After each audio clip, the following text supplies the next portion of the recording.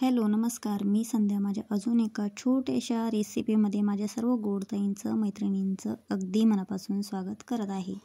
तर इथं बघा वाजले होते जवळपास 8च वाजले होते, कारण सध्या समर्थाचे पेपर चालू आहे. मागील व्हिडिओतच सांगितलं, सध्या त्याला शाळा नाही आहे, पेपर चालू आहे. तर पेपर 10 ते 12:30 आहे, म्हणून थोडंसं निवांत उठणं वगैरे चालू आहे.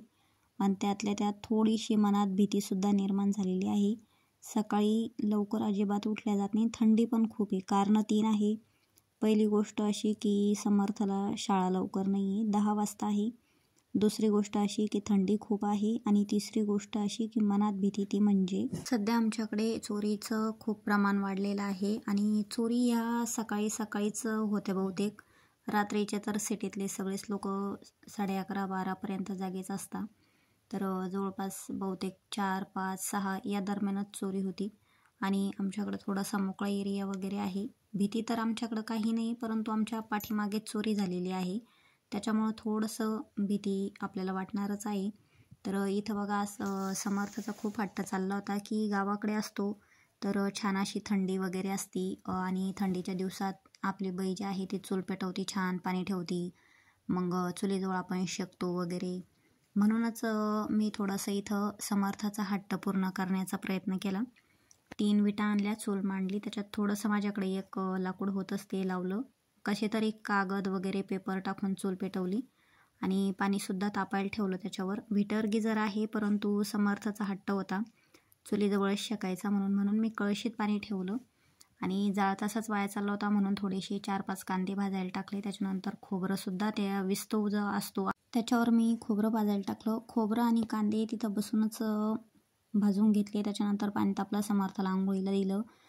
त्याच्यानंतर मी ज्या शेंगा आहे शेवग्याच्या, त्या आतमध्येच गॅसवर शिजायला टाकल्या त्या, फक्त तेल मीठ टाकून. तर वाफेवर थोडंसं कपभर पाणी टाकलं आणि शिजू दिल्या.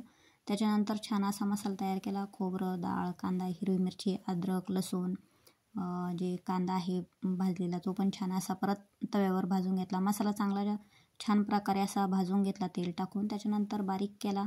त्याच्यानंतर परत कढईमध्ये तेल टाकलं आणि जो मसाला आहे आपला काळा मसाला मी तयार केलेला, तो छान असा परतून घेतला. आणि इतका परतून घेतला का त्याला तो तेल सुटेपर्यंत.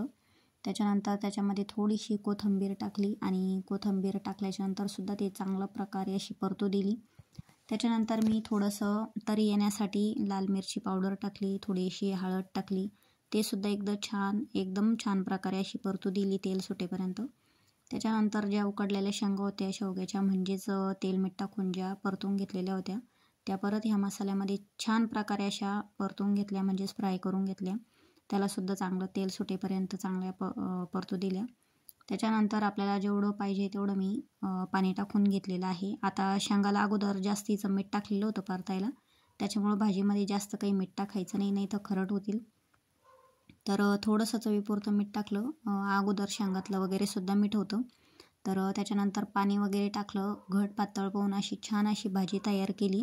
त्याच्यानंतर छान असं त्याच्यासोबत पोळ्या केल्या, भात केला. आणि समर्थाला आज भात आणि भाजीच खायची होती फक्त, त्याच्यामुळं त्याला असं वाढून दिलं भात भाजी. आणि आम्हीसुद्धा जेवायला घेतलं त्याच्यासोबत. मस्त कांदा लिंबू कापलं.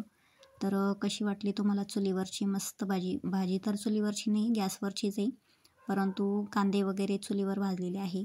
तर आम्हीसुद्धा आता जेवण करतो. तुम्ही जेवायला या. आणि व्हिडिओ आवडला तर लाईक, शेअर आणि सबस्क्राईब करायला अजिबात विसरू नका. बाय.